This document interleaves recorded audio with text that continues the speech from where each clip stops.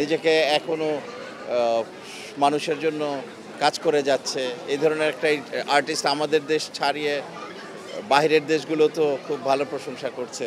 সব মিলিয়ে তো ভালোই, আমার হিসেবে, আমার কো আর্টিস্ট হিসেবে খুব ভালো। যে ধরনের চরিত্রে আপনি তাকে দিবেন সে তাতেই ফুটিয়ে তুলতে পারে। তার ভিতরে এই গুণটা ঢুকে গেছে। সে এখন আর অভিনয় করতে হয় না, এমনিতেই হয়ে যায়। ফেরেশতা এমন একটা সিনেমা যেখানে সবগুলো ধর্মের একটা কম্বিনেশন আছে, এখানে কোনো ডিসক্রিমিনেশন নেই। আর জয়া আহসান তো আসলেই অভিনেত্রী। তাকে যেভাবেই, আগেই বললাম, যেভাবেই আপনি রূপ দেন সে সেই রূপটাই ধারণ করে।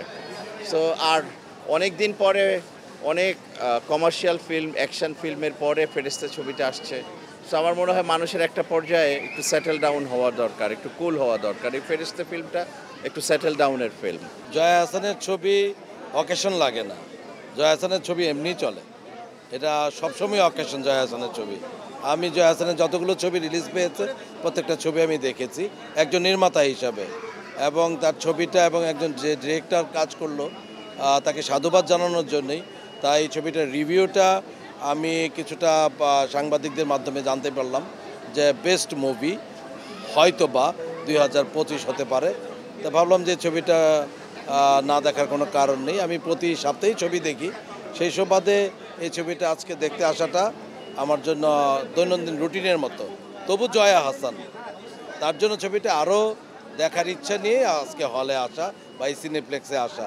আশা করি ছবিটা দর্শক নন্দিত হবে এবং কি বলে এটাকে, দর্শকের মনের খোরাক জোগাতে পারবে, এটা আমার বিশ্বাস। জয়া আপা হচ্ছে মানে উনি মানুষের সাথে এমনভাবে মিশে যেতে পারে যে এই জিনিসটাই তার মানে খুব ভালো লাগে।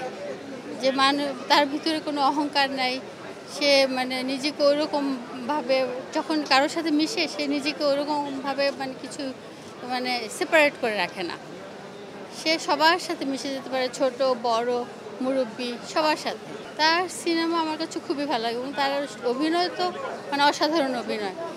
আমি সবচেয়ে প্রথম অভিনয় যেটা দেখেছি ওনার হচ্ছে ওই যুদ্ধ নিয়ে একটা অভিনয় করেছিলেন, অসাধারণ অভিনয়। তারপর উনি কলকাতার সাথে একটা অভিনয় করেছেন যেটা সে কাদার সাথে মিশে গেছে।